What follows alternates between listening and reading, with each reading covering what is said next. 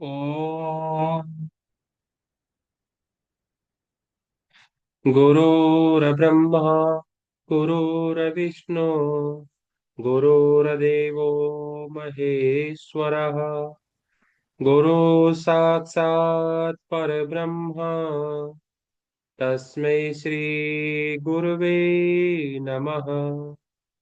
अखण्डानन्दबोधाय शिष्यसन्तापहारिणे तत्पदं दर्शितं येन तस्मै श्री गुरवे नमः। करता करे न कर सके गुरु किए सब होए। सात द्वीप नौ खंड में गुरु से बड़ा न को। मैं तो सात समंद की मसी करूं लेखनी बन बन राय। सब धरती कागज करूं गुरु गुण लिखा न जाए। सारे तीर्थ धाम आपके चरणों में हे गुरुदेव प्रणाम आपके चरणों में। सारे तीर्थ धाम आपके चरणों में हे गुरुदेव प्रणाम आपके चरणों में। हे गुरुदेव प्रणाम आपके चरणों में। ओम शांति शांति शांति।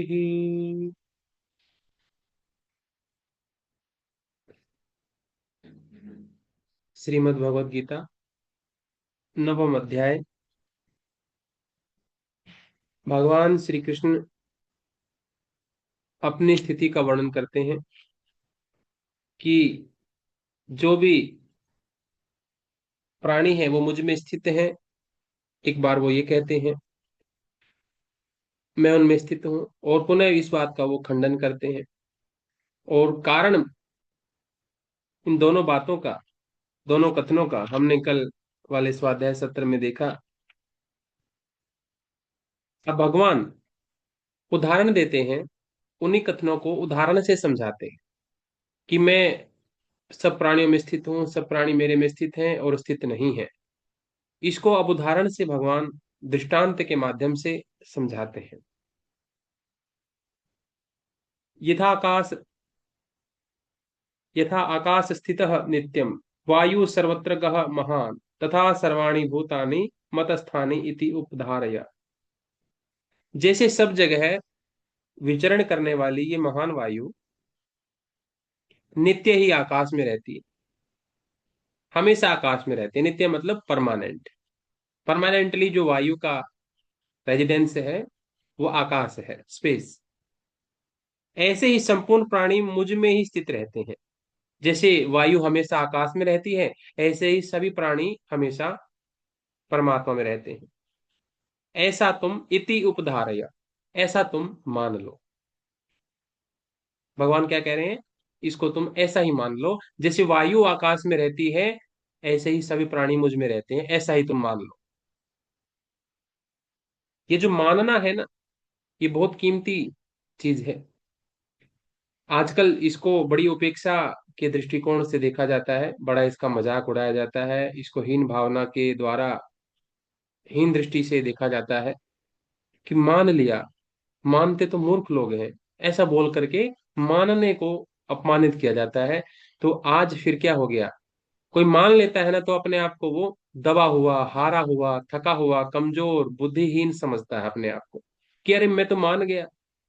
अपने आप को हारा हुआ महसूस करता है, इसलिए ना मानने में उसको बल लगता है कि हाँ मैंने माना नहीं, देखो सामने वाले ने मनाने की कोशिश की, हमने माना नहीं। मैं बड़ा बलवान, मैं बड़ा पहलवान, मैं बड़ा बुद्धिमान। देखो बड़ों ने कोई बात कही और मैंने माना नहीं, देखो मैं रूढ़िवादी विचारों वाला नहीं हूं, या नहीं हूं, मैंने माना नहीं। मान करके तो कमजोर लोग चलते हैं। जान करके चलने वाले समझदार लोग होते हैं, पहलवान होते हैं, बुद्धिमान होते हैं, जान करके चलने वाले, है ना। जानने के जानने वाले तत्वों को बड़ा महिमा मंडित किया जाता है कि जान करके जो चलते हैं वो बड़े महान लोग हैं, और मान करके चलने वाले वो महान नहीं है, वो कमजोर हैं, वो बुद्धिहीन है। कमजोर लोग जिनकी बुद्धि नहीं है वो मान करके चल लेते हैं, ऐसा कहा जाता है। लेकिन शुरुआत में जो चीजें कही जाती हैं, अंत वैसा ही हो, अंतिम निष्कर्ष भी वही हो।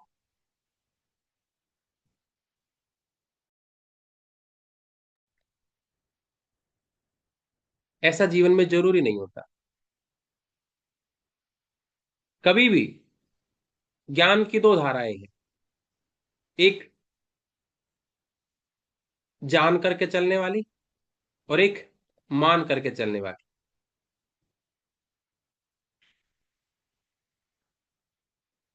दो तरह के ज्ञान है संसार में। एक को तो हम जानते हैं, और एक को हम मान लेते हैं। क्योंकि जो प्रमाणित हो चुका है, अब उसको बार बार जानने की आवश्यकता नहीं है। एक बार उसको जान लिया, फिर उसको मान लिया, भाई ये है ना, ये निष्कर्ष है। एक बार इस निष्कर्ष को जान लिया, तो बार बार उसी निष्कर्ष को हम थोड़ी जानते हैं, हम उसको फिर स्वीकार कर लेते हैं कि भाई यही ठीक है। जैसे दो और दो चार होते हैं, हम बार बार थोड़ी इसके ऊपर डाउट करेंगे, बार बार इसके ऊपर थोड़ी शंका करेंगे कि होते भी हैं कि नहीं है, या ऐसे ही बहकाया जा रहा है कि दो और दो चार होते हैं। भाई वायु से हम श्वास लेते हैं, वायु हमारे भीतर जाती है और वायु ही बाहर आती है, इससे हमारा जीवन चलता है। अब बार बार इसके ऊपर तर्क वितर्क थोड़ी करते हैं। एक बार ये सत्य सिद्ध हो गया तो फिर इसको मान लेना पड़ता है। अब किसी चीज को मानना पड़ जाए, ये कुछ अहंकारी लोगों के लिए बड़ा दुविधा वाला काम हो जाता है। जो इस जीवन का एक छोटा सा तत्व भी नहीं जानते, उनके लिए ये बड़ा कठिन हो जाता है कि हम माने कैसे। बार बार मान लेंगे तो फिर हमारे अस्तित्व का क्या होगा। हम तो फिर किसी लायक नहीं रह गए, अगर हम ऐसे ही मानते चले गए तो फिर हमारा क्या होगा। हमें तो फिर कमजोर समझा जाएगा, हमें तो बुद्धिहीन कहा जाएगा कि तुम तो ऐसे ही मान लेते हो किसी की भी। कोई क्या करे, जब अंतिम निष्कर्ष की बात आएगी तो वो तो मान करके चलना होता है। तो बोले फिर अगर पहले मान ही लिया तो फिर जानेंगे कैसे। अगर पहले मान ही लिया तो फिर जानेंगे कैसे। ऐसे तर्क लगाते हैं कि अगर पहले मान ही लिया किसी बात को फिर जानेंगे कैसे, फिर जानने की बात तो खत्म ही हो गई। ऐसा तो नहीं होता है। पहले मान लेने से जाना नहीं जाएगा बाद में, ऐसा नहीं होता है। पहले अगर मान भी लिया है तो भी वो जाना तो जाएगा ही एक दिन। ऐसे ही तो नहीं हो जाएगा कि मान लेने से ही वो अनुभव में भी आ जाएगा। जानने की जानने का स्कोप तो फिर भी बचा ही रहेगा, जानने की अनिवार्यता तो फिर भी बची ही रहेगी। मानने से क्या हुआ, मान करके शुरुआत हो गई है। शुरुआत में दोनों चीजें बोली जाती हैं, जान लेना या मान लेना, ये शुरुआती बात है, ना मध्य की बात है और ना ये अंतिम सत्य है। ना जो माना है वो अंतिम है, जरूरी नहीं कि निष्कर्ष भी वही निकलेगा और वैसा ही निकलेगा, ऐसा नहीं है। जैसे रसगुल्ला मीठा होता है, मान लिया, ठीक है, लेकिन खा करके देखा, बोला मीठा तो होता है, लेकिन ये नहीं पता था कि ऐसा वाला मीठा मीठा तो होता ही है, लेकिन ऐसे वाला मीठा ये नहीं पता था। पहले माना मीठा, फिर उसके बाद जाना कि कैसा मीठा, कितना मीठा, और कितना खाने से कैसा, फिर जाना भी गया। लेकिन जो अंतिम निष्कर्ष निकला, उसमें जो पहले का सिद्धांत था, प्रतिज्ञा थी, वो भी कुछ अंश में समाहित तो है ही। अंतिम निष्कर्ष निकला कि हाँ ये वस्तु मीठी है, ये रसगुल्ला मीठा है। और पहले क्या माना था कि रसगुल्ला मीठा होता है। अंतिम निष्कर्ष में भी यही निष्कर्ष निकला, लेकिन केवल इतना ही नहीं निकला, उसके अतिरिक्त भी और बहुत सारी चीजें पता लगी। पहले मानने से बहुत सारी चीजें बाद में जान ली जाती।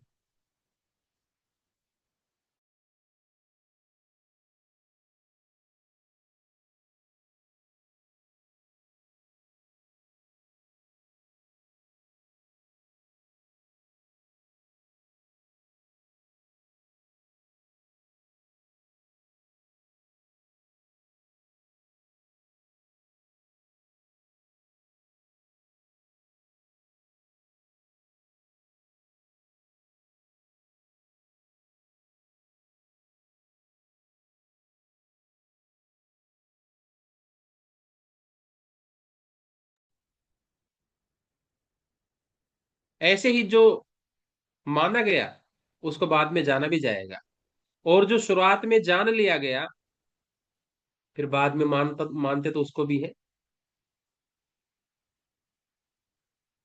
क्या कोई एक चीज जान ली गई पहले, फिर बाद में वो क्या है? इन दोनों तत्वों को सब लोग, कुछ लोग अलग अलग तरीके से जानते हैं, है ना, कि जानना अलग है और मानना अलग है। नहीं भाई, ये दोनों चीजें अलग अलग नहीं है, ये एक ही चीज है। पहले जानना और फिर मानना, फिर मानने के बाद फिर जानना, फिर जानने के बाद फिर मानना। ये एक ऐसे ही है जैसे एक रास्ते पर चल रहे हो, पहले कच्चा आ गया ना, वहां सड़क नहीं है, फिर आगे सड़क आ गई, फिर कच्चा, फिर सड़क आ गई, फिर कच्चा, फिर सड़क आ गई। जैसे ये बिल्कुल वैसा ही है। जैसे एक बच्चा जन्म लिया, फिर बड़ा हो गया, फिर वृद्ध हो गया, फिर मर गया, फिर वापस जन्म हो गया, फिर वापस युवा हुआ, फिर वृद्ध हुआ, फिर मर फिर उसकी मृत्यु हो गई। ये सर्कल है, ये स्ट्रेट लाइन नहीं है कि इसके आगे वापस मुड़ करके आना ही नहीं, ये सर्कल है। जानने से मानना, मानने से फिर जानना, जानने से मानना, मानने से फिर जानना। लेकिन एक ही विषय नहीं, विषय भी परिवर्तन हो जाता है। जो जाना, फिर उसको मान लिया, फिर हम बार बार उसको जानेंगे नहीं, दो और दो चार, एक बार जान लिया तो जान लिया, अब बार बार नहीं जानेंगे उसको। अब बार बार जब उसको यूज करेंगे हम, दो और दो चार, इस जोड़ को जब यूज करेंगे तो हम मान करके यूज करेंगे, ना कि बार बार जान करके। तो जो शास्त्रों में जो बातें हैं वो पहले जान ली गई हैं, अब वो मानने की स्थिति में आ चुकी हैं, अब उनको डायरेक्ट मानना है बस। है ना? वो जानने वाला फेज पूरा हो चुका है, जाना गया था पहले। शुरुआत पहले मानने से नहीं हुई थी, शुरुआत पहले जानने से ही हुई थी। अब वो जान करके जो निष्कर्ष आ गया, फिर उसको मान लिया गया। जैसे पहले दो और दो चार, या एक और एक दो को जोड़ा गया, शुरुआत तो ऐसे ही हुई थी कि एक और एक जोड़ा गया तो दो बन गए, है ना, दो और दो को जोड़ा तो चार बन गए। फिर हमने नहीं जाना ऐसे, हमने तो ये मान लिया कि किसी ने इस पर रिसर्च हो गई है, इसका शोध हो गया है, ये प्रमाणित हो गया है कि दो और दो को जो जोड़ेंगे तो चार होता है, और इसी को हमने एज इट इज चार मान लिया गया। हमने दो और दो को जोड़ने से दो और दो को साइड बाय साइड नहीं लिखा कि 22 लिखा जाए, वो ऐसा नहीं लिखा, क्योंकि बीच में प्लस का निशान आ गया तो हमने उसको चार ही लिखा। पहले कोई चीज जान ली गई, और फिर वो साधारण नियम बन गई, और फिर वो मान ली गई, सबके द्वारा स्वीकृत हो गई। ऐसे ही, ऐसे ही जैसे गणित, जैसे केमिस्ट्री, जैसे फिजिक्स को पहले जाना गया है किसी के द्वारा, फिर उसको डिकोड कर दिया गया, और उसकी प्रक्रिया विधि, क्रिया विधि को जान लिया गया, फिर उसको सब लोग मान लेते हैं, उसी सिद्धांत पर हम काम कर लेते हैं। बार बार उसको दोबारा रिसर्च नहीं करते कि भाई ये तो उसने जाना था, फलाने साइंटिस्ट ने, हमने थोड़ी जाना था, हम तो दोबारा रिसर्च करके हम दोबारा जानेंगे। ठीक है, दोबारा जान लो भाई, लेकिन कितने विषयों को दोबारा दोबारा जान पाओगे? अनंत विषय है संसार में, अनंत चीजें हैं जानने लायक। इसलिए कुछ अपने अनुभव से भी जानो, वो भी जानना है। लेकिन जरूरी नहीं कि सारी चीजें अपने अनुभव से ही जान पाओगे, इतना जीवन में समय ही किसके पास है?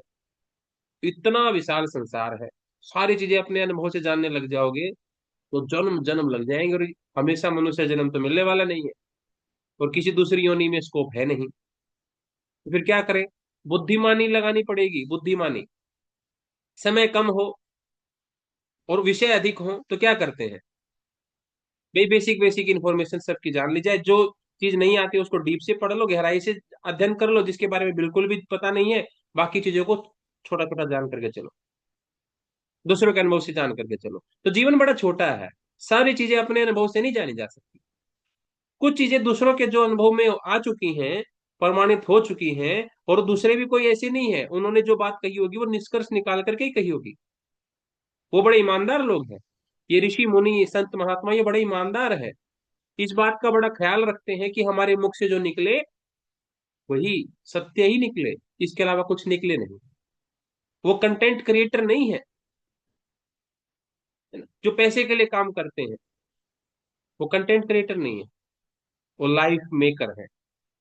लाइफ के ऑब्जेक्टिव को, जीवन के उद्देश्य को, लक्ष्य को बताने वाले, समझाने वाले, और वहां तक पहुंचाने की जिम्मेदारी लेने वाले महान लोग थे। तो उनके मुख से जो भी निकलेगा वो निष्कर्ष ही निकलेगा, प्रयोगात्मक कोई बात उनके मुख से नहीं निकलेगी।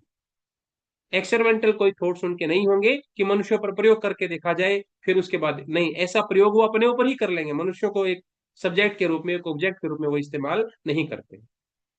उनकी सारी साधना यही होती है कि अंतिम जो निष्कर्ष हो वो हम निकाल लें अपने ऊपर कष्ट झेल करके, ताकि मानवता के कल्याण के लिए हम उसको वो सूत्र दे सके। तो इसलिए जैसे किसी वैज्ञानिक ने जाना दो और दो चार होते हैं, या पेड़ से जो सेब गिर गया तो ये ग्रेविटेशनल फोर्स काम कर रही है, ऐसे ही संत महात्मा ऋषियों ने, वैज्ञानिकों ने, ये सनातन के वैज्ञानिकों ने जान लिया कि आत्मा क्या होती है, परमात्मा क्या होता है, मन क्या है, इंद्रिया क्या है, बुद्धि क्या है। तो एक सब्जेक्ट में वो पारंगत हो गए तो दूसरे में कोई और हो गया। तो एक पर विश्वास और दूसरे पर अविश्वास ऐसा नहीं हो सकता। एक ने भीतर झांका, भीतर की दुनिया के बारे में उसने पता किया, और एक ने बाहरी दुनिया के बारे में पता किया। तो दोनों गलत कैसे हो सकते हैं? एक को भीतर की दुनिया में पीएचडी कर लिया, एक ने बाहर की दुनिया में पीएचडी किया। एक ने भीतर की दुनिया में पीएचडी किया, एक ने बाहर की दुनिया में पीएचडी किया। एक ने तत्व को जाना और एक ने तत्वातीत को जाना। तत्व को जानने वाला महान और तत्वातीत को जानने वाला हीन, ऐसा कहीं नहीं हो सकता। वो तो और भी ज्यादा महान होना चाहिए। तो ये भले गणित की भाषा में नहीं लिखे गए सूत्र, फिजिक्स या केमिस्ट्री की भाषा में नहीं लिखे गए हैं, भले संस्कृत में लिखे गए हैं, लेकिन ये कालातीत सत्य है। तो भगवान यह कहते हैं इति उपधार्य, इसको मान लो। बोले मान क्यों ले हम? क्योंकि मानने से जानने का रास्ता शुरू होता है। अब कोई ना कोई चीज तो मान करके चलोगे ना। अब तुम्हारे पास क्वेश्चन आ जाता है ऐसा, तो एक्स की वैल्यू 100 तो मानते ही हो ना, तभी तो निष्कर्ष तक पहुंचते हो। अगर तुम मानो ही ना, बोले एक्स की वैल्यू हम 100 ही नहीं मानेंगे, उसके बाद इसका प्रश्न का हल निकाल के दिखाओ, बोलो फिर नहीं निकल रहे, फिर नहीं निकल रहे। एक चीज तो माननी पड़ेगी। ये क्योंकि ये ऐसा क्वेश्चन है, यहाँ पर तो एक्स की वैल्यू कुछ ना कुछ माननी पड़ेगी। ये ऐसा क्वेश्चन है। बाकी अगर नॉर्मल क्वेश्चन होता तो वहां पर एक्स की वैल्यू 100 मानने की आवश्यकता ही नहीं थी, वहां तो सिंपल था, निकल गया उत्तर। लेकिन ये विशेष प्रश्न है, विशेष क्वेश्चन है, यहाँ पर एक्स की वैल्यू 100 मान करके चलेंगे तब जाकर उत्तर तक पहुंचेंगे, नहीं तो नहीं पहुंच सकते। यही अध्यात्म की दुनिया, ये भी वैसी ही है। यह मान करके चलना पड़ता है। मानता कौन है? जिसमें श्रद्धा होती है, जिसमें स्पेस होता है, जिसमें अंतर मन में जिसकी जगह होती है, वो मान लेता है। मानना बहुत बड़ा रिस्क होता है। हमने किसी की बात को मान लिया, छोटी बात नहीं होती। आजकल तो इसको छोटा समझते हैं हम। अगर इसके महत्व को समझा जाए कि किसी व्यक्ति ने कोई बात बोली है आजकल तो, क्योंकि सब लोग बोल रहे हैं, इतना ज्यादा बोला जा रहा है। किसी समय हमने एक बात, एक उसको कथन कहा था एक, कि आजकल जो सबसे ज्यादा गलत तरीके से इस्तेमाल किया जा रहा है वो कौन सा चीज है? वो एक चीज है, वो शब्द है। शब्दों को आज बहुत ही बेतरतीब तरीके से, बेढंगे तरीके से इस्तेमाल किया जा रहा है, और सोचा भी नहीं जा रहा है इन शब्दों का मतलब क्या होता है। बेतरतीब तरीके से सब खर्च कर रहे हैं अपने शब्दों को।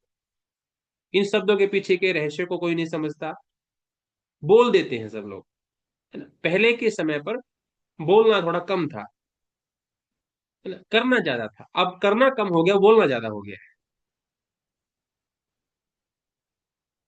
तो जो मानना है और बोलना है वो सस्ता हो गया है। अब जैसे सीजन आते हैं ना, टमाटर सस्ते हो गए, किसी सीजन आया, अरे टमाटर इतने महंगे हो गए, मटर इतनी महंगी हो गई, प्याज इतना सस्ता, अब कभी प्याज इतना महंगा होता है ना ऐसे। क्यों? जब डिमांड ज्यादा होगी तो उस चीज की कॉस्ट बढ़ जाती है। अब जब सप्लाई ज्यादा होगी, है ना, तो उसकी कॉस्ट घट जाती है। तो अब जैसे ही सब बोल रहे हैं, तो बोलने की कोई महिमा नहीं रह गई। वो ऐसे ही बोलते, बोलना तो बहुत आसान चीज है, कोई भी बोल देगा, है ना। मानना, अब सब लोग मान लेते हैं, कोई भी चीज मान लेते हैं। गलत हो तो छोड़ देते हैं, सही हो तो मान लेते हैं, फिर गलत, फिर उसको गलत मान लेते हैं, फिर दोबारा सही सुन लेते हैं, फिर गलत। ये चलता रहता है। तो मानना और बोलना, या कहना और मानना, दोनों बहुत आसान हो गई, सस्ती चीजें हो गई है। पहले कहना और मानना केवल गुरु और शिष्य के बीच का आंतरिक संबंध होता था। गुरु के पास अधिकार होता था कि वो बोल सके, और शिष्य के पास ये कर्तव्य होता था कि वो माने। इसके अलावा ना तो हमने किसी की सुनी और ना हम किसी की सुनते थे, और ना ही किसी की सुननी चाहिए। क्योंकि जो हमसे वरिष्ठ है ज्ञान में, उसी की तो हम सुनेंगे। क्योंकि जीवन में इतना समय नहीं है कि हर किसी की सुनी जाए। इतना समय जीवन में नहीं है। बोले इतना समय क्यों नहीं है? क्योंकि हमें अपने बारे में पता ही नहीं है, अपने जीवन के बारे में पता ही नहीं कैसे समय बीत रहा है। इसलिए हमें समय की महत्ता नहीं पता, समय की इंपॉर्टेंस नहीं पता है। और समय की इंपॉर्टेंस नहीं पता होने की वजह से आलतू फालतू किसी भी तरह के लोगों की बातें, किसी भी तरह की चीजें हम देख लेते हैं, हम सुन लेते हैं, हम पढ़ लेते हैं, इस्तेमाल कर लेते हैं। इतना जीवन का बहुमूल्य कीमती समय और व्यर्थ के प्रयोगात्मक चीजों में, एक्सपेरिमेंटल चीजों में हम खर्च कर देते हैं। अंतिम निष्कर्ष अवेलेबल है, सत्य परम सत्य अवेलेबल है, उसको ना मान करके एक्सपेरिमेंट करने में समय गुजार देते हैं और फिर भी निष्कर्ष तक नहीं पहुंचते, और अपने आप को फिर भी बुद्धिमान कहते हैं। बड़ी विडंबना है। तो कह कौन सकता है? जिसमें देने का सामर्थ्य है वो कह सकता है। जिसमें देने का सामर्थ्य है, जिसने जीवन जिया हो, आंतरिक अंतर्मन में तो झांका हो, वो कह सकता है। और जिसको अंतर्मन में झांकने की चेष्टा हो, जिज्ञासा हो, वो मान सकता है। और ये जिम्मेदारी, बहुत बड़ी जिम्मेदारी होती है कोई चीज कहना। क्योंकि सामने वाला उस सिद्धांत को या उस बात को, उस कथन को पूरी तरह से स्वीकार करने की लालसा मन में लिए हुए है। और अगर ऐसे ही कुछ भी बोल दिया गया और सामने वाले ने ऐसे ही कुछ मान लिया, और दोबारा हम अपनी बात को करेक्ट करने के हमारे पास चांसेस ना मिले, हमने कोई बात कही, किसी ने सुन ली, और दोबारा हम और वो कभी मिले नहीं, और बोलते बोलते किसी दिन ध्यान में आया, अरे उस दिन जो मैंने उसको बोला था वो गलत था। सही ये चीज है। ये किसी ऋषि महात्मा संत मुनि ने ऐसा कभी एक कथन भी, सिंगल एक टाइम पर भी ऐसा वाक्य कभी नहीं आया, किसी भी शास्त्र में नहीं आया कि मैंने अपने शिष्य को ये बता दिया और वो बात तो मेरी गलत थी। कभी नहीं। क्योंकि जिस बात पर शंका हो, वो बात कभी मुंह से निकली ही नहीं, किसी ऋषि के मुंह से। मानवता के परम हितैषी, मानवता का कल्याण चाहने वाले ऋषि अपने मुख से जब कुछ भी बोलते थे तो पहले अपने समस्त गुरु सत्ता को नमन करके, परम पिता परमात्मा को नमन करके, और अपनी जिह्वा को सरस्वती के सानिध्य में रख करके बोलते थे कि हे देवी, इस जिह्वा से, इस मुख से कुछ भी एक शब्द भी इतना ना निकल जाए जिसको बाद में एडिट करना पड़े।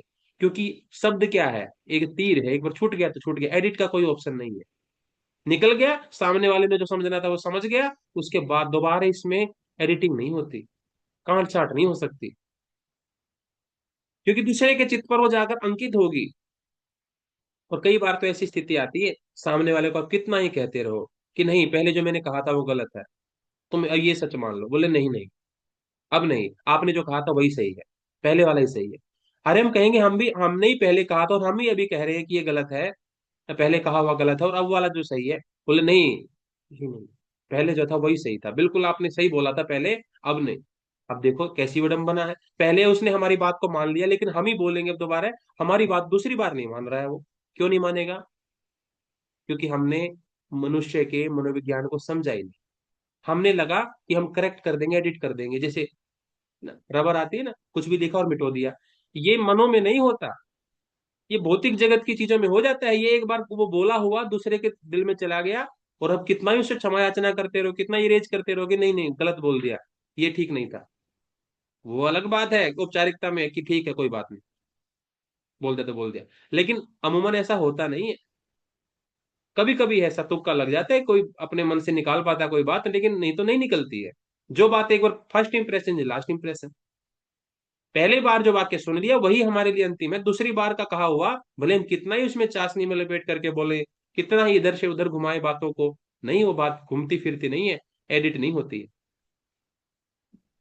इसलिए मानना, ये बातें क्यों बताई जा रही है? क्योंकि मानना बहुत बड़ा काम है, आसान चीज नहीं होती मानना।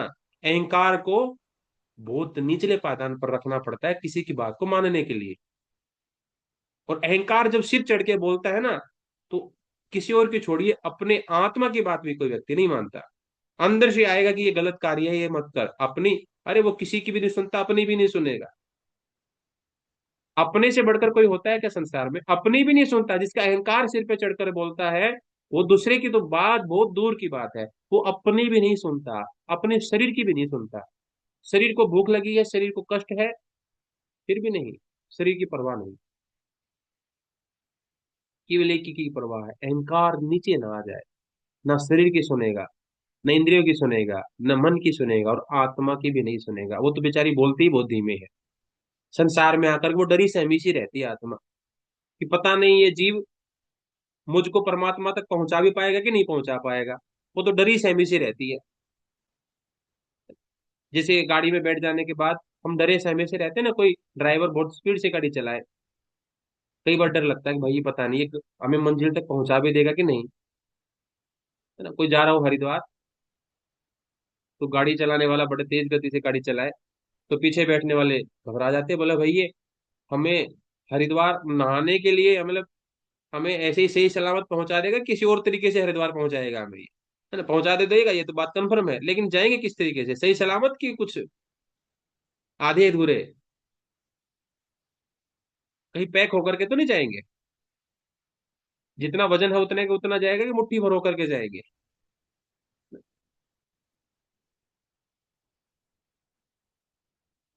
तो ये मन में रहता है। इसलिए मानना बहुत बड़ा काम है, बहुत ही बड़ी ऊंची बात है। कौन मान सकता है जिसने अपने अहंकार की असलियत को जान लिया है, कि भाई तेरी बात नहीं सुनूंगा मैं, तेरे अलावा और भी है यहाँ पर। इस पूरे अस्तित्व में, ये मानव देह में केवल अहंकार ही बोलता है ऐसा नहीं है। इंद्रियां भी बोलती हैं, आवाज बड़ी धीमी होगी। जैसे पूरे यूनिवर्स में, पूरे ब्रह्मांड में या पूरे संसार में केवल हम ही बोलते हैं क्या, हमें बातचीत करते हैं क्या? नहीं। मनुष्य, हमारी बातचीत करने का तरीका अलग है। पशु पक्षी भी बातचीत करते हैं आपस में, कम्युनिकेशन होता है वहां पर भी। चींटियां भी बात करती हैं, हाथी भी करते हैं, शेर भी करते हैं, भालू भी करते हैं, वो अपनी भाषा में कर लेते हैं। चाहे वो कम शब्द बोले चाहे ज्यादा शब्द बोले, लेकिन वो कम्युनिकेशन हो जाता है। चाहे वर्बल हो चाहे नॉन वर्बल हो, कम्युनिकेशन तो होता है। मुख से हो या इशारों से हो, बॉडी लैंग्वेज से हो, बातचीत होती है। एक दूसरे की बातों को समझा जाता है, इशारों को भी समझा जाता है। तो ऐसे ही हमारे इस अस्तित्व में, इस मानव देह में अहंकार ही नहीं है जो बोलता है। वो थोड़ा ऊंचा बोलता है, बस बात इतनी सी है। लेकिन वही नहीं बोलता है, इंद्रियां भी बोलती हैं, मन भी बोलता है ना। और किसी की सुनो या ना सुनो, आत्मा की जरूर सुनो। आत्मा भी बोलती है, लेकिन वो थोड़ी धीमे बोलती है, क्योंकि कई सारे जन्मों को उसने देख लिया है। कई सारे जन्मों को, लाखों जन्म उसके हो गए हैं। वो जीवात्मा शरीर में फंसी हुई है, तो डरी सहमी से रहती है। तो आराम से, लेकिन बोलना नहीं छोड़ती है। बोलती है कि ये सही है और ये गलत है, तो उसकी सुन लेनी चाहिए। हर में हमेशा मन की नहीं सुननी चाहिए। जिसको, जो मन की सुनेगा वो मन माना आचरण करेगा, है ना। वो मन के अनुसार काम करेगा। जो अपनी बुद्धि की सुनेगा वो बुद्धि से आचरण करेगा। और जो आत्मा के बात सुनेगा वो आत्मा के अनुसार आचरण करेगा। आत्मा यानी कि ब्रह्म, आत्मा यानी कि परमात्मा, परमात्मा यानी कि ब्रह्म, आत्मा सो परमात्मा। जो ब्रह्म की सुनता है वो ब्रह्मचारी, जो ब्रह्म की सुनता है वो ब्रह्मचारी, जो मन की सुनता है वो मनचारी, जो बुद्धि की सुनता है वो बुद्धिचारी, और जो अहंकार की सुनता है वो अहंकारी। तो ब्रह्मचारी ही निरंकारी बनता है। निरंकार क्या है? परमात्मा। तो ब्रह्म में, ब्रह्म के जैसा आचरण करने वाला धीरे धीरे ब्रह्म ही हो जाता है। और जो ब्रह्म हो जाता है वहां अहंकार नहीं होता, इसलिए अहंकार रहित अवस्था है ब्रह्मचर्य की अवस्था। जो आत्मा की सुनेगा वो अहंकार की बिल्कुल नहीं सुनेगा, क्योंकि 180 डिग्री का फासला है दोनों में। अहंकार पूर्व की तरफ ले जाता है, तो आत्मा पश्चिम की ओर ले जाती है। तो ब्रह्मचारी को निरंकारी की यात्रा भी कह सकते हैं। निरंकार, अज्ञात की यात्रा भी कह देते हैं, क्योंकि ऐसी जगह पर ले जाएगा जिसका किसी को कुछ नहीं पता है। हाँ, अहंकार कहाँ ले जाएगा ये सबको पता है। किसी से पूछ के देख लो, शास्त्र भरे पड़े हैं, ये ज्ञात की यात्रा है। क्यों? इसके बारे में तो सब लोग जानते। किसी से पूछ के देख लो अहंकार कहाँ ले जाता है? गड्ढे में। कोई बता देगा अहंकार कहाँ ले जाता है? गड्ढे में। बोले कैसे? बोले जैसे रावण को ले गया, जैसे फलाने को ले गया, कैसे ढिमकाने को ले गया, अहंकार वहां ले जाता है। ये तो संसार में सबको पता है। लेकिन सबको पता होने के बावजूद भी चलते सब उसी से, एडजस्ट उसी से करके चलते हैं। निरंकार की तरफ कोई कोई बढ़ पाता है, क्योंकि वहां अज्ञात का मार्ग है, अज्ञात की यात्रा है, पता नहीं है वहां। कोई रास्ता बताने वाले कम लोग हैं। मनोरंजन कम है, कष्ट ज्यादा है। सच का रास्ता थोड़ा कठिन ही होता है। इसलिए सब लोग बोलते हैं कि अरे जहां भीड़ जा रही है वहीं चलो। अकेले अकेले क्यों चौधरी बनना, क्यों सरपंच बने फिर रहे हो ना, बोलते ना ऐसे। भाई जब जहां सब जा रहे हैं कोई बात नहीं, कष्ट होगा तो, लेकिन सब लोग सह तो लेंगे, एक साथ मिलकर एक दूसरे का हाथ बटा देंगे। ये भ्रम पाल लेते, कोई नहीं बटाता हाथ। अहंकार की यात्रा पर पूरी दुनिया भी एक साथ निकल जाए, 700 करोड़, साथ जितने भी अरब लोग दुनिया में हैं, करोड़ों लोग, सारे एक साथ में निकल जाए, कोई भी एक दूसरे का साथ नहीं देगा, क्योंकि सबके अपने अहंकार होंगे।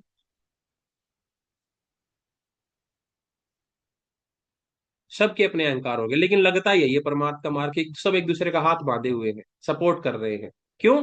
बातों से ऐसा माया जाल फैला रखा है कि एक दूसरे का सपोर्ट कर रहे हैं, सहायता कर रहे हैं, लेकिन कोई नहीं कर रहा। परम हितैषी केवल गुरु होता है। परम हितैषी केवल शास्त्र है। ये बताते हैं कि तुम चलो, अज्ञात का मार्ग है, दुनिया में किसी को भी नहीं पता, लेकिन हमें पता है, हम ले चलेंगे। इसलिए गुरु की आवश्यकता होती है। वो अकेला सही रास्ते पर पहुंचा देता है, पूरी दुनिया मिलकर के सही रास्ते पर नहीं पहुंचा देती। पूरी दुनिया भी अगर राय मशवरा करके कोई एक बात का निर्णय कर ले कि ये ठीक है, फिर भी वो सही नहीं होगा। और अकेला एक गुरु, शास्त्रोक्त विधि से, जिसने साधना करी हो, शास्त्र को मानने वाला, परमात्मा को मानने वाला, आत्मा को मानने वाला एक ही है, और वो अकेला ही कहेगा, और उसके बावजूद भी सही मार्ग पर ले जाएगा। पूरी दुनिया में बहुमत नहीं ले जा सकता, वो अकेला ले जाएगा सही रास्ते पर। ये शास्त्र की महिमा है, ये गुरु की महिमा है। इसलिए भगवान यह कह रहे इति उपधारी है, इसको मान लो। क्यों? क्योंकि जिस रास्ते पर तुम्हें जाना है ना, वो तर्कों से थोड़ा सा परे है। जिस रास्ते पर आनंद है ना, जिस रास्ते पर परम धाम है ना, वो तर्कों से थोड़ा, तर्क बुद्धि तक, बस, बुद्धि से ऊपर की चीज है परमात्मा। बिलो माइंड नहीं है, अबव माइंड है। तो बुद्धि से नीचे वाली कोई चीज होती तो तुम्हें तर्क से जरूर समझाते, और क्यों नहीं समझाते? जब तुम्हारा कल्याण चाहता है कोई गुरु, कोई शास्त्र, कोई ऋषि, कोई मुनि, तो वो तुम्हें क्यों नहीं समझाता तर्क से? लेकिन उनके साथ असमंजस ये है कि संसार की बातें ही बुद्धि से समझ में आ सकती है, संसार से जो परे है वो बुद्धि से परे है। तो संसार से परे जो है, बुद्धि से परे है, अब उसके बारे में कैसे तर्क काम आएंगे? तर्क बुद्धि का काम है, आत्मा वहां तर्क नहीं करती है। ये बुद्धि की क्वालिटी है, तर्क वितर्क करना। तब बुद्धि से परे की चीजें, संसार से परे की चीजें तुम्हें बुद्धि से कैसे समझ में आएंगी? अब जैसे ये तो वैसे ही हो गया कि कोई कहे कि रसगुल्ला मीठा है, बोले मुझे दिखाओ, बोले दिखा दिया, अब देखो रसगुल्ला मीठा है कि नहीं, बोला मीठा है। आंखों से कैसे पता लगेगा कि मीठा है कि नहीं मीठा है? आंखों का काम, आंखें जो कर सकती हैं आंखें वही करेंगी, ये बता सकते हैं कि रसगुल्ला है कि नहीं है। रसगुल्ला है, गुलाब जामुन है, समोसा है, पकोड़ा है, रोटी है, सब्जी, ये आंखें देख सकती हैं। लेकिन वो मीठा है कि नहीं है, वो तो जीवा का काम है, वो जीवा करेगी। अब जीवा से बोल दे कि भाई ये रसगुल्ला है कि नहीं है, अब चख करके बताओ, है ना? ये कोई कड़वी चीज है, ये चख करके बताओ ये चीज क्या है, वो ये तो बता दे कि तीखा है, मीठा है, कड़वा है, खट्टा है, लेकिन ये नहीं बता सकती चीज है क्या। हाँ, स्मृति का कोई पूर्व अनुभव है वो एक अलग बात है, लेकिन अगर हम जनरल बात करें तो जीवा का काम जीवा करेगी, आंख का काम आंख करेगी, कान का काम कान करेंगे, नासिका का काम नासिका करेगी, त्वचा का काम त्वचा करेगी। ऐसे ही बुद्धि का काम बुद्धि करेगी, बुद्धि के ये आउट ऑफ सिलेबस है। परमात्मा, आत्मा, अज्ञात का मार्ग, ये आउट ऑफ सिलेबस है बुद्धि के लिए। ये आत्मा का सिलेबस है, और आत्मा के सिलेबस में तर्क वितर्क नहीं है। तो इसलिए भगवान यहाँ जो कह रहे हैं, ये ऐसे ही केवल जनरल जैसे हम कह देते हैं कि ऐसे मान लो, ये वैसा वाला मानना नहीं है। ये भगवान जो कह रहे हैं ना, इति उपधारी है, इति उपधारी है। ये बहुत ही ज्यादा जिम्मेदारी से, बहुत ही गहरे अनुभव से, बहुत ही तपस्या से, साधन से, और बहुत ही कल्याण की भावना से ओतप्रोत होकर के जब भगवान कह रहे हैं, ये सामान्य बोलचाल में जो बोल देते हैं ना कि मान लेना, ये वैसा वाला मान लेना नहीं है। भगवान यह कह रहे हैं युक्ति उपधारी है, इसको धारण कर लो। किसको धारण कर लो? जैसे सब जगह विचरने वाली महान वायु आकाश में स्थित है, ऐसे ही सारे प्राणी मुझ में स्थित है। इस बात को मान लो। बोले प्रभु, मानना तो बड़ा कष्टकारी हो जाएगा, क्योंकि दुनिया के जो हालात देख रहे हैं ना, ऐसा लगता तो नहीं है कि तुम्हारे में स्थित है सारी चीजें और तुम्हारे कंट्रोल में रह करके सारी चीजें हो रही हैं। विश्वास तो नहीं होता। तुम हो तो फिर ये इतना सारा कष्ट क्यों है? अगर तुम्हारे भीतर ये सारी चीजें हो रही हैं और तुम सब में हो, तो तुम्हारे होते हुए ये सब क्यों हो रहा है? बोले क्या हो रहा है? बोले ये देखो कितना दंगा फसाद, कितना भ्रष्टाचार, अनाचार, दुराचार, व्यभिचार, ये सब क्यों? हिंसा। बोले कि भाई मतलब ये खराब होती हैं क्या चीजें? ये चीजें खराब है जो तुम बोल रहे हो? बोले खराब है। बोले किसने कहा? बोले हमने फलाने फलाने वहां पर सुना था। बोले भाई तुम मनुष्यों को मैंने धरती पर भेजा, तुमने अपने अच्छा बुरा, उचित अनुचित, ये कर्तव्य अकर्तव्य, तुमने सारी चीजें अपना डिसाइड कर ली।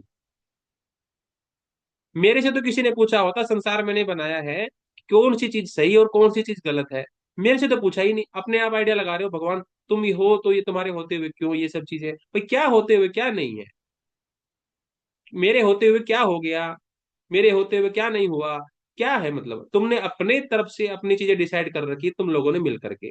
और तुम लोगों को मैंने ही क्रिएट किया, और तुम आपस में बहुमत बना करके तुम मेरे को, ये राजनीति नहीं है यहाँ, ये लोकतंत्र नहीं चल रहा है यहाँ। तुम सारे धरती का मनुष्य भी अगर जो बात कहोगे, तो जरूरी नहीं है कि वो मुझे माननी पड़ेगी। मैं अकेला सत्य हूँ। अहम ब्रह्मास्मि, मैं अकेला ही सत्य हूँ। तुम्हारे बहुमत की मुझे कोई आवश्यकता नहीं। जो चल रहा है बिल्कुल सही चल रहा है। अगर इसको समझना चाहते हो तो गुरु के पास जाओ, वो बताएगा कि दुनिया में जो चल रहा है, क्या ऐसा गलत हो रहा है कि सही हो रहा है? फिर गुरु बोलेगा बिल्कुल सही हो रहा है। बोले कैसे गुरु हो तुम? कैसी बातें करते हो? ये दुनिया में इतना भ्रष्टाचार, अनाचार, पापाचार इतना सारा हो रहा है, तुम बोल रहे हो सही हो रहा है? कैसे सही हो रहा है? बोले देखो देखो देखो, ये कैसी गलत बातें कर रहे हो। बोले सही क्यों हो रहा है भाई? ये कर्मों का खेल है। अगर तुम्हें ये सब गलत लग रहा है तो कर्मों को एडिट करो। परिणाम को देख करके निर्णय कर रहे हो कि सही है कि गलत है। परिणाम को देख करके निर्णय नहीं करना चाहिए था, परिणाम तो यही निकलना चाहिए था। कर्म करते समय देखना चाहिए था। अब वैसे ही हो गया, जैसे परीक्षा में 100 विद्यार्थी कोई प्रश्न लिखे और रिजल्ट में उनके नंबर कम आए, तो सब लोग बोलने लग गए देखो देखो, टीचर ने हमें नंबर कम दिए। अरे, परिणाम देख करके तुम बहुमत तय कर रहे हो कि टीचर ने नंबर कम दिए। तुम 100 के 100 ये डिसाइड क्यों नहीं करते कि सब अपने अपनी कॉपी दोबारा चेक करो कि हमने ऐसा ही तो नहीं लिखा था? अब कौन अपने आप का आकलन कम करता है? परीक्षा में जब लिखते समय तो सब लोग बोले जैसे तैसे लफा दफा करो, और टीचर के ऊपर रिस्पॉन्सिबिलिटी डाल देते हैं कि पास करने की जिम्मेदारी उसकी, और परिणाम खराब आ गया तो बहुमत बना करके बोले टीचर को गरियाओ, तो उसने नंबर कम दिए। अरे तुम डिजर्व कितना करते थे? तुम ये देखो, परिणाम के आधार पर कोई चीज थोड़ी निर्धारित होगी। कार्य देख करके कारण को निर्धारित कर रहे हो। कारण से भी तो कार्य होगा। कारण क्या था, लिखा कैसा था, उसी अनुसार नंबर मिल गए। तो जैसा संसार में हो रहा है, ये कर्मों का परिणाम है। अब गलत कहाँ से हो रहा है? अब कर्मों का परिणाम तो मिलेगा ही ना। बोले भगवान इसको ठीक करना है तो कैसे करें? बोले कर्म ठीक कर लो, ये फिर अच्छा हो जाएगा। इसमें कौन सा रॉकेट साइंस है? कर्म ठीक कर लो, कर्मों को अच्छा कर लो, तो परिणाम अच्छा आ जाएगा, कर्म फल अच्छा आ जाएगा। कर्म ऐसे रहेंगे, पूर्व की तरफ चलते जा रहे हो, पश्चिम की तरफ चलते जा रहे हो, पूर्व की कामना कर रहे हो कि पूर्व की तरफ क्यों नहीं बढ़ बढ़ रहे हैं। तीखी चीजें खाते जा रहे हो, महसूस कर रहे हो कि मीठा क्यों नहीं लग रहा है, आंखों से आंसू क्यों आ रहे हैं।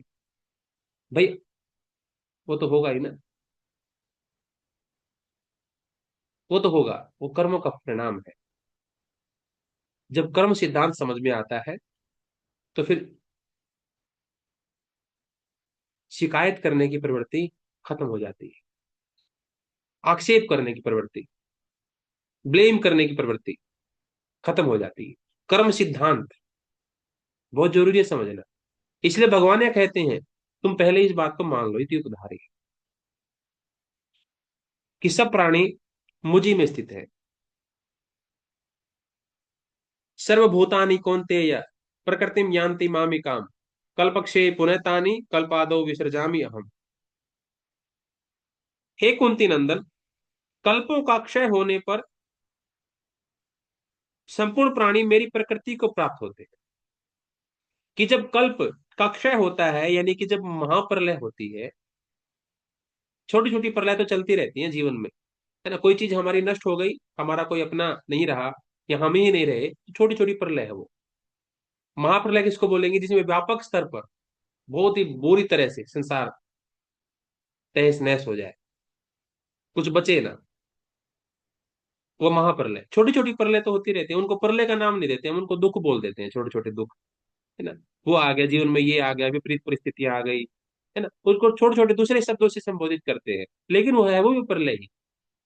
वो है वो भी प्रलय ही। महाप्रलय क्या है? जब पूरे व्यापक स्तर पर सब नष्ट हो जाए, वो महाप्रलय। तो जब महाप्रलय का जो समय होता है, तो ये सारे मनुष्य, ये सब प्राणी कहाँ चले जाते हैं? यानी कि सब खत्म हो जाता है प्रलय में, तो टुकड़ों में चीजें खत्म होती हैं। जैसे सिक्स मास एक्सटिंक्शन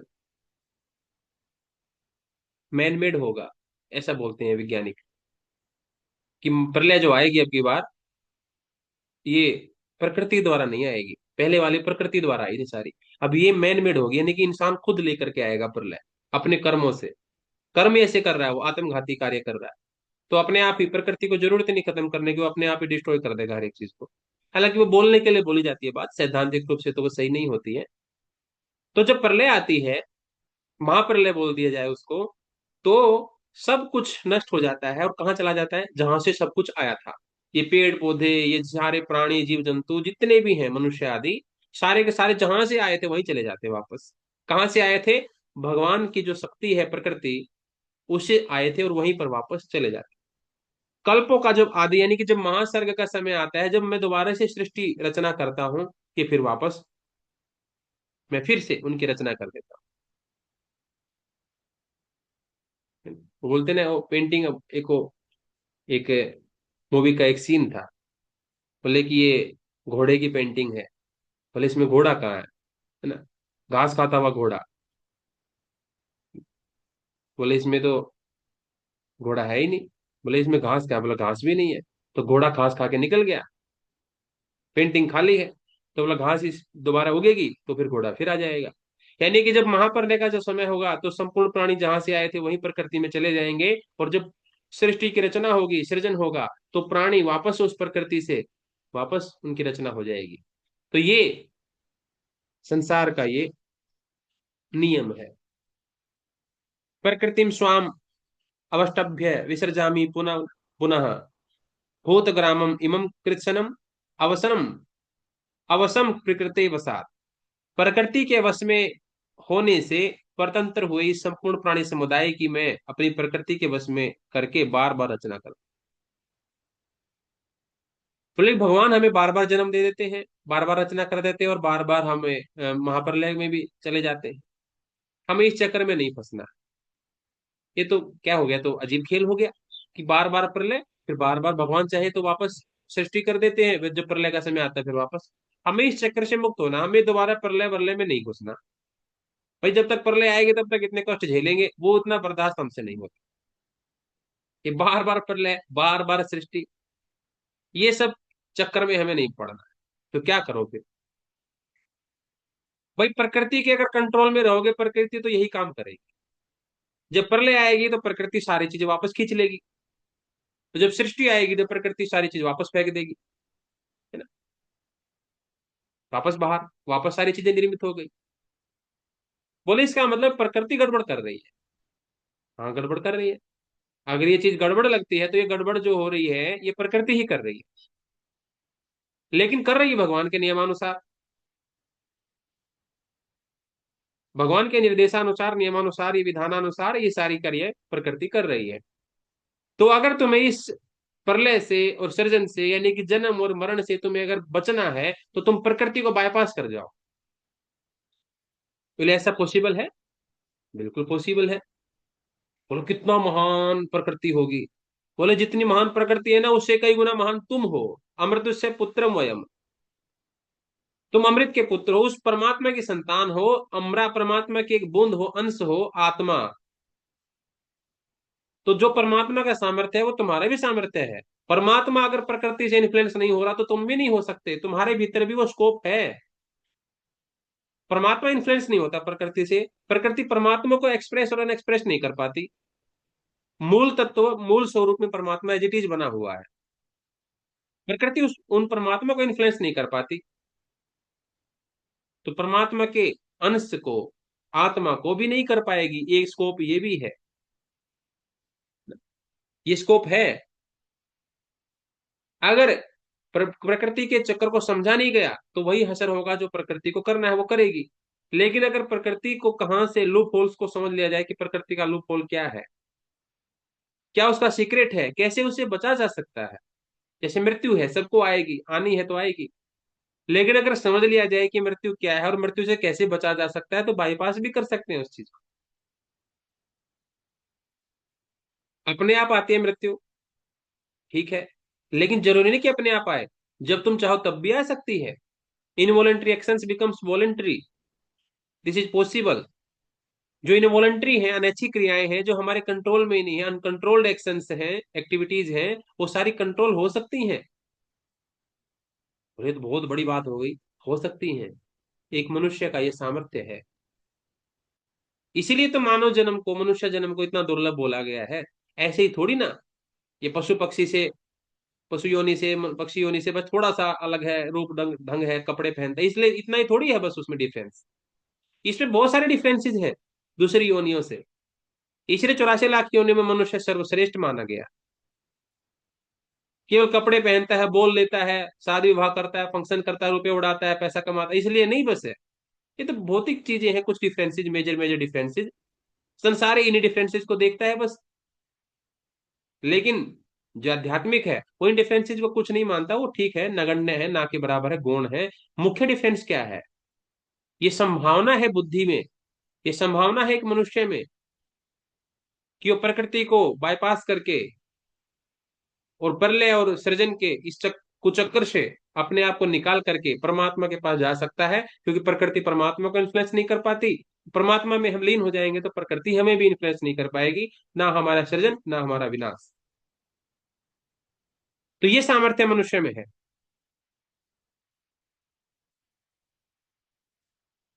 ने च माम तानि कर्माणि निबधन्ति धनंजय, उदासीनवत उदासीनम असक्तम तेषु कर्मसु। हे धनंजय, उन सृष्टि रचना आदि कर्मों में अनासक्त हो, उदासीन की तरह रहते हुए मुझे वे कर्म नहीं बांधते। यानी कि मेरे ही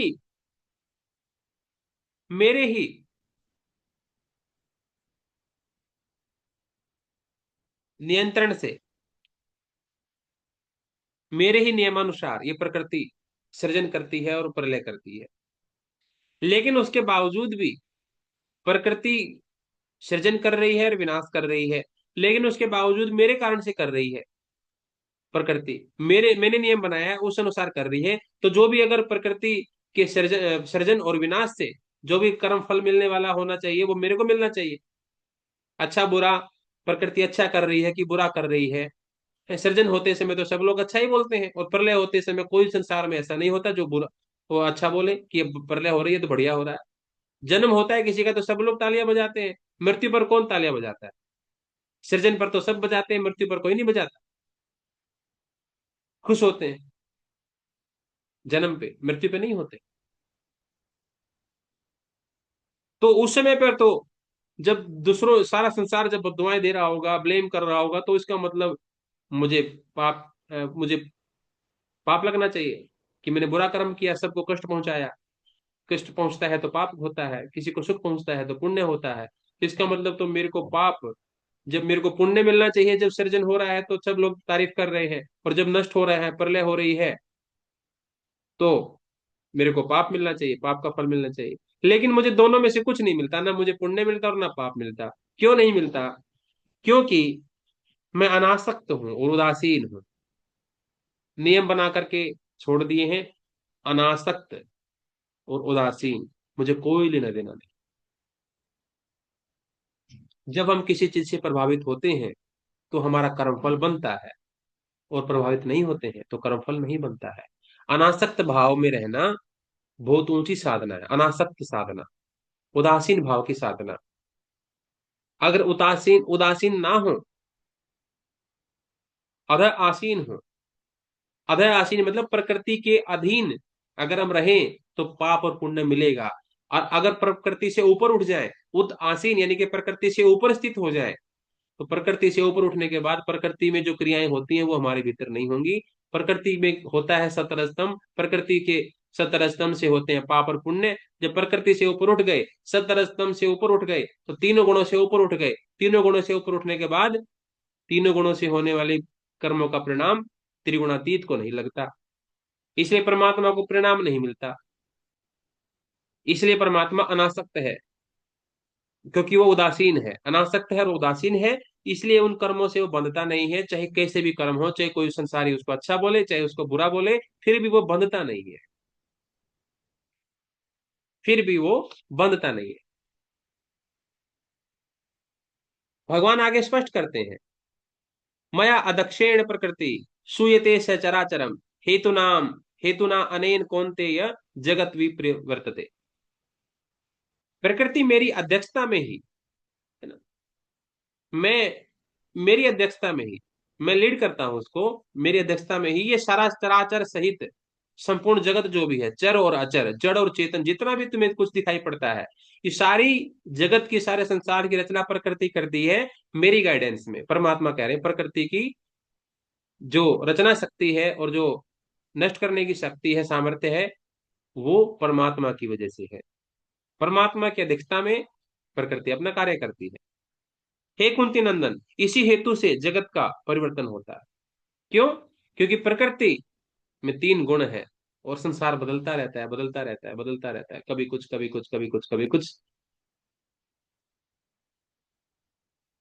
कभी दिख जाता है, कभी नहीं दिखता है, कभी कोई अपना बन जाता है, कभी कोई पराया बन जाता है। परिवर्तनशील संसार इसीलिए है क्योंकि सतरज परिवर्तनशील है, इनमें परिवर्तन होता रहता है, प्रकृति में परिवर्तन होता रहता है। सृजन और विनाश ये क्या है? परिवर्तन का नाम है सृजन और विनाश। कोई चीज सृजित हो गई तो नष्ट हो रही है, इसका मतलब सृजन होना और नष्ट होने में बीच में काफी परिवर्तन आएंगे। जैसे एक बच्चा जन्म लिया और मरेगा बूढ़ा होने के बाद, तो उस बीच में वो वैसा ही नहीं रहेगा जैसा जन्म लिया था, वो काफी बदल चुका होगा। तब जाकर के वो धीरे धीरे मरने के योग्य हो रहा होगा, है ना? कोई जैसे एक पेड़ आ गया, तो इस पेड़ बीज अंकुरित हो गया, विशाल वट वृक्ष बन गया, हमें लग रहा है कि वो बढ़ रहा है, लेकिन वो धीरे धीरे मृत्यु की तरफ जा रहा है। रूमी ने एक बहुत अच्छी बात कही थी, बोले हम दुनिया में कहाँ रहते हैं? बोले हम दुनिया में रहते हैं। बोले हम दुनिया में रहते नहीं है। बोले तो?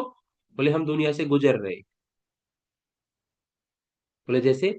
अब जिस तुम घर में हो, बोले तो कोई बोले कि मैं उस घर में रहता हूँ, तुम इस घर में रह नहीं रहे हो।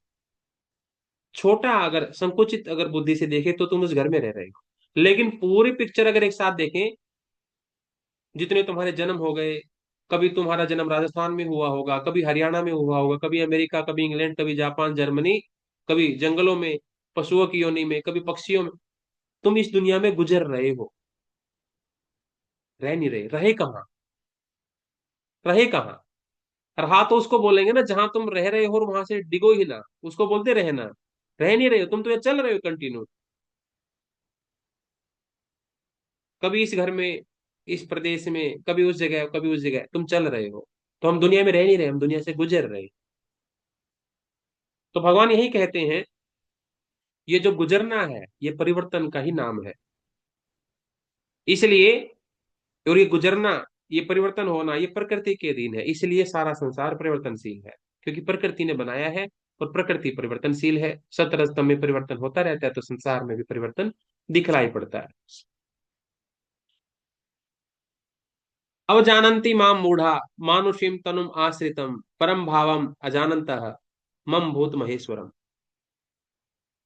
भगवान यहाँ एक बात कहते हैं, मूढ़, मूर्ख लोग जो मूढ़ होते हैं, मेरे इस संपूर्ण प्राणियों के महान ईश्वर रूप श्रेष्ठ भाव को न जानते न, संपूर्ण प्राणियों के महान ईश्वर रूप श्रेष्ठ भाव को ना जानते हुए मुझे मनुष्य शरीर के आश्रित मान करके मेरी अवज्ञा करते हैं। कि मूढ़ जो मूर्ख लोग होते हैं ना, वो क्या करते हैं, वो मान लेते हैं कि परमात्मा हमारे हृदय में रहता है, हृदय में रहता है, इसका मतलब परमात्मा हमारे कंट्रोल में है। इसलिए परमात्मा जब हमारे पास रह रहा है तो हम उसकी क्यों सुने। जैसे कोई हमारे घर में रहने आ जाए, बोले फलाना व्यक्ति कहाँ रहता है भाई, बोले हमारे घर में रहता है, इसका मतलब मालिक हम, और वो वैसे रह रहा है बस हमारी दया से। तो जो हमारी दया से रह रहा है हम उसकी बात मानते हैं क्या? नहीं। भाई तो हमारी दया से यहाँ रह रहा है, चुपचाप रहना तो रहे, नहीं तो निकल ले। क्यों? हमारे भीतर ये भूत सवार होता है कि हम मालिक हैं और वो बस उसको आश्रय दिया हुआ है, हमने ठिकाना दिया हुआ है। उसके उसके पास ये अधिकार नहीं है कि हमें वो गाइड करे, हमें कुछ भी निर्देश दे, नहीं, उसके पास कोई अधिकार नहीं है। हम परमात्मा के साथ भी वही बर्ताव करते हैं, परमात्मा को बोल देते हैं कि वो हमारे हृदय में रहता है। इसका मतलब हमने उसको थोड़ा बहुत स्थान दे रखा है, हमने स्थान दे रखा है उसको, बाकी ये पूरा एरिया हमारा है, वहां पर परमात्मा को थोड़ा बहुत टिकने के लिए हमने जगह दे दी है। इसीलिए परमात्मा की अवज्ञा करते हैं, उसको इतना हीन समझ लेते हैं। इसलिए परमात्मा की जो वाणी है उसकी उपेक्षा करते थे, अरे वो तो हमारे आश्रय में रह रहा है, वो क्या हमें गाइड करेगा, वो खुद हमारे आश्रय में रह रहा है। उलझे हुए हैं सब अपनी बनाई राहों में, उलझे हुए हैं सब अपने ही बनाई राहों में। ये राहें ही हैं, ये थॉट्स जो है ना, ये विचार, इन्हीं विचारों के रास्ते पर चल रहे हैं हम। जमीन पर नहीं चलते हम विचारों के ऊपर चलते हैं। जमीन तो बहुत बाद में है, पहले विचार आता है, उसके अनुसार हम चलते हैं। तो राहें क्या है? विचार, सिद्धांत। उलझे हुए हैं सब अपने ही विचारों में, उलझे हुए हैं सब अपने ही बनाई राहों में, कैसे पहुंचेंगे परम की पनाहों में। तो सब अपनी ही बनाई हुई राहों में, अपने ही रास्ते बनाए हुए और उसी में भटक रहे हैं, खुद ही बनाए हैं रास्ते, खुद ही भटक जाते हैं। तो परमात्मा यहाँ पर भगवान श्री कृष्ण स्पष्ट कह रहे हैं कि मनुष्य शरीर के आश्रित मान लेते हैं मुझे, कि जैसे मनुष्य शरीर के मैं आश्रित हूं, बाकी कोई दूसरी योनि में ऐसी गलतफहमी में नहीं रहता, लेकिन मनुष्य रहता है, क्योंकि मनुष्य के पास अहंकार और बुद्धि नाम की चीज एक ऐसी आ गई है कि वो उससे ऐसा लगता है कि जैसे सब कुछ कर देगा। जैसे छोटे बच्चे के पास कोई सामान आ जाए ना, तो वो लगता है कि बस सब कुछ कर दूंगा। कोई देखता है साका लाका बुम बुम, बोला साका लाका बुम बुम वाली पेंसिल मेरे पास आ जाए तो मैं पता नहीं क्या कर दूंगा, सब कुछ कर दूंगा। पिताजी किसी 10 रुपए मांगता है, 2 रुपए मांगता है, तो उसको लगता है कि पिताजी वाले 1000 रुपए मेरे किसी दिन हाथ लग जाए, 1 लाख रुपए मेरे हाथ लग जाए तो मैं पता नहीं क्या खरीद लूंगा, पूरी दुनिया खरीद लूंगा। फिर 1 लाख भी आ जाता है, फिर उसको लगता है 1 करोड़ मेरे पास आ जाए तो पता नहीं क्या कर दूं, सब कुछ खरीद लूं। 1 करोड़ भी आ जाता तब भी कुछ नहीं कर पाता, कुछ नहीं कर पाता। इसलिए मनुष्य का सॉफ्टवेयर गड़बड़ हो जाता है, कि उसके पास जो अहंकार नाम का तत्व है ना, उसको नचाता रहता है, ऐसा नचाता रहता है। कठपुतली की तरह अहंकार मनुष्य को नचाता है। ये बुद्धि, ये तर्क वितर्क नचाते रहते हैं इंसान को, पूरा जीवन उसका नष्ट हो जाता है इसी तर्क वितर्क में, इसी खेल खिलौनों में, तर्क वितर्क में नष्ट हो जाता है। वो जानने के पीछे इतना दौड़ता रहता है कि मान ही नहीं पाता है। मान लेता तो चाल आगे उस प्रश्न का हल शुरू हो जाता, एक्स की वैल्यू 100 मान लेता तो उस प्रश्न का हल उत्तर निकलना शुरू हो जाता, उसने माना ही नहीं, जिंदगी भर अड़ा रहा कि क्यों मानूं, क्यों मानूं। इस प्रश्न का हल वैसे ही निकाल के दिखाओ जैसे दूसरे प्रश्नों का हल निकाला, इसमें दूसरे प्रश्नों के हल में निकालने में एक्स की वैल्यू नहीं मानी गई थी तो इसमें क्यों मान रहे हो। बेटा ये प्रश्न बहुत दूसरी तरह का है। जिन प्रश्नों में एक्स की वैल्यू 100 मान करके 100 मानने की आवश्यकता नहीं थी, वो सारे के सारे प्रश्न जगत के, संसार से संबंधित थे, इजी थे वो, संसार से संबंधित थे, वहां एक्स की वैल्यू 100 मानने की जरूरत नहीं थी। यहाँ जरूरत है मानने की, क्योंकि ये संसार की बात नहीं है। अब संसार से परे वो संसार वाला सिलेबस पूरा हो गया, वो क्वेश्चन खत्म हो गया, उसका उत्तर निकल गया। ये यहाँ पर मानने की जरूरत है। अब संसार से बाहर की बातें कर रहे हैं हम, कालातीत बात कर रहे हैं, त्रिगुणातीत के बारे में बात कर रहे हैं, संसार से परे परलोक की बात कर रहे हैं, तो यहाँ मानने की जरूरत है। यहाँ पहले मानोगे तब जानोगे, संसार में पहले जान लेते हो फिर मान लेते हो। संसार से परे वाली चीजें पहले मानी जाती फिर जानी जाती है। तो इसलिए भगवान यहाँ कहते हैं कि मनुष्य शरीर के आश्रित मान लेते हैं कुछ बूढ़ लोग मुझे, मूर्ख लोग मुझे मनुष्य शरीर के आश्रित मान लेते हैं कि मैं वहां रह रहा हूं बस किराए पे, मनुष्य ने मेरे ऊपर दया कर दी, मुझे अपने हृदय में थोड़ा बहुत स्थान दे दिया, ऐसा मान करके वो मेरे को छोटा समझते हैं और मेरी अवज्ञा कर देते हैं, मेरी बात नहीं मानते। अब जानती, मेरी अवज्ञा कर देते हैं, मेरी बात मानते ही नहीं। फिर क्या होता है उनका? मोघ आशा मोघ कर्माणः मोग ज्ञाना विचेत सह राक्षसीम आसुरीम च एव प्रकृति मोहिनीम श्रिता।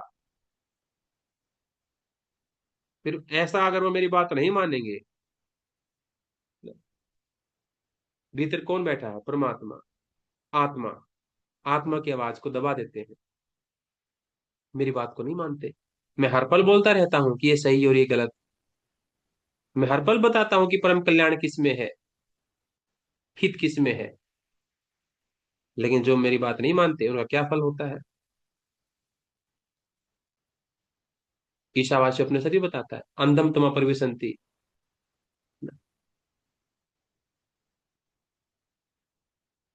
ये के आत्महनो जना, जो इस आत्मा की आवाज को दबाते हैं ना, यानी कि आत्मा की अवज्ञा करते हैं, अनादर करते हैं आत्मा का, उनका क्या असर होता है? अगर बड़ों की बात ना माने, माता पिता की बात ना माने, तो जो हालात बच्चों के होते हैं ना, वो तो बहुत नॉर्मल है, बहुत छोटी चीज, छोटी दुर्गति है, बहुत सामान्य दुर्गति है, सांसारिक दुर्गति है। लेकिन संसार में माता पिता गुरु की बात ना माने तो सारे संसारिक जीवन भ्रष्ट, नष्ट भ्रष्ट हो जाता है। और आध्यात्मिक जीवन में संसार से परे की चीजों के बारे में अगर परमात्मा के द्वारा कही हुई बातों को ना माने, तो संसार में जो दुर्गति हुई थी ना, वो तो ट्रेलर था। अध्यात्म के मार्ग में गुरु की बात और शास्त्र की बात न मानने से असली फिल्म तो तब दिखाई पड़ती है कि क्या हासिल होता है, क्या होता है। परमात्मा कहते हैं यहाँ पर, मोग आशा मोग कर्माण मोग ज्ञाना विचेत सा राक्षसीम आसुरीम च एव प्रकृति मोहिनीम श्रिता। कि जो असुरी, राक्षसी और मोहिनी प्रकृति का ही आश्रय लेते हैं, ऐसे अविवेकी मनुष्यों की सभी आशाएं व्यर्थ होती है। उनको आशा लगी थी कि परमात्मा की आवाज को दबा देंगे, कोई फल, ये ऐसे ही बोल रहा होगा, आत्मा की आवाज को दबा देंगे, हम जो सोच रहे हैं, बुद्धि जो कह रही है, मन जो कह रहा है, अहंकार जो करवा रहा है, बिल्कुल सही करवा रहा है। क्योंकि अहंकार के साथ बहुमत है, बुद्धि के साथ बहुमत है, मन के साथ बहुमत है, तो बिल्कुल सही करवा रहा है।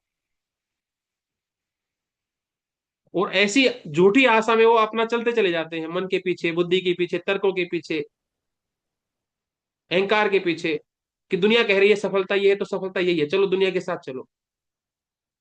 दुनिया कह रही है तुम मनमाना आचरण करो, तो एक जन्म मिला है, मनमाने ढंग से जियो। क्या किसी का नियम फॉलो करना, कौन सा धर्म साधना, क्या करना, कुछ नहीं। तो मनमाने आचरण करो, मन के पीछे भागो। बुद्धि से बढ़कर कुछ नहीं है दुनिया में। बुद्धि से जो ठीक लगता है वही ठीक है, और जो गलत लगता है वही गलत है।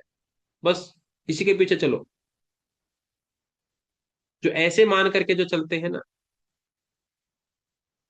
झूठी आशा में जो चलते हैं, एक दिन उनकी सारी आशाएं, जो झूठी आशाओं के भरोसे चल पड़े थे कि बुद्धि कुछ ठीक जगह ले जाएगी, मन कुछ ठीक जगह ले जाएगा, अहंकार कुछ ठीक जगह ले जाएगा, इंद्रियां जो कह रही हैं, जो मांग रही हैं, इनको दे दो, कि ठीक ही कर रही हैं।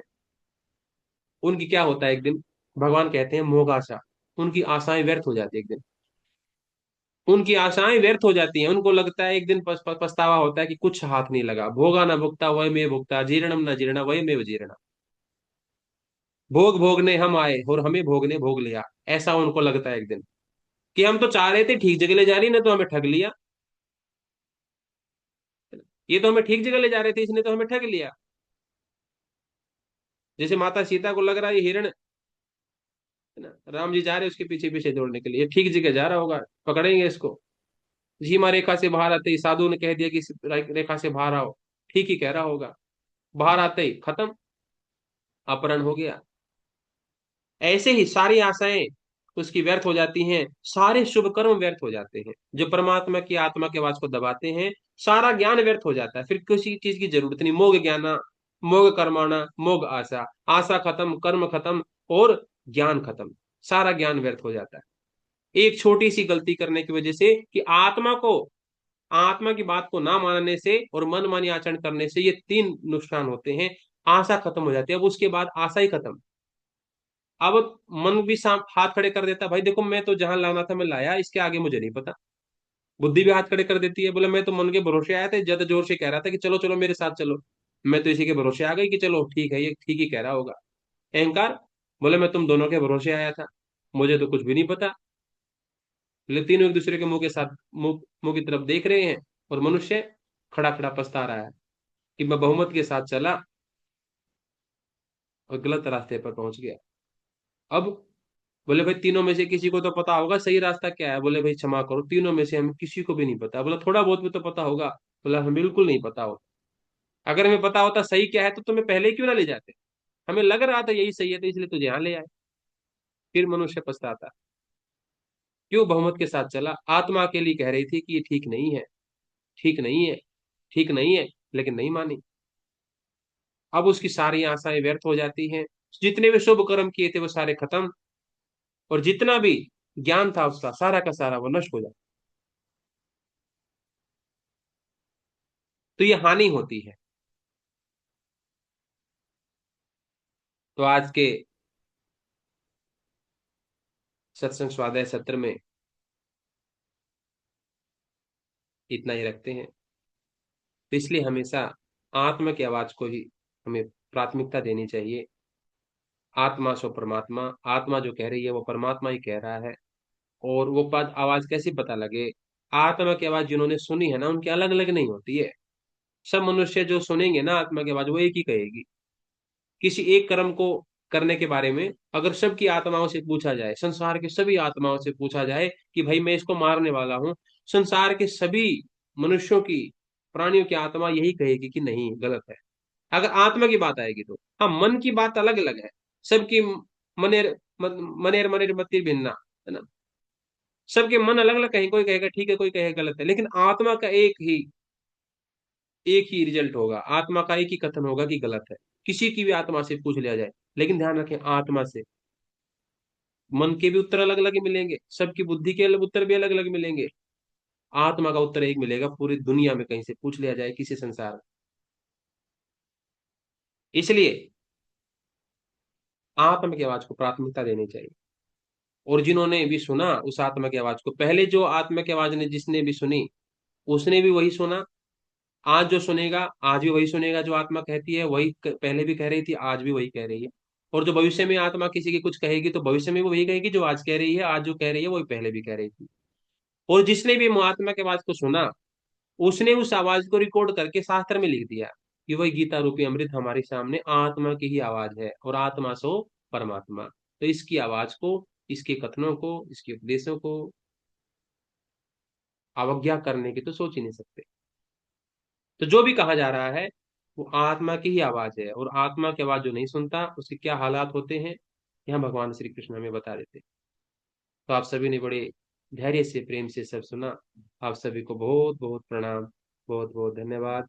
आप सभी के भीतर बैठे उस परम तत्व को भी बारंबार नमन करता हूँ, अभिनंदन करता हूँ। ओम श्री गुरुभ्यो नमः। ओम श्री परमात्मने नमः। ओम शांति शांति शांति।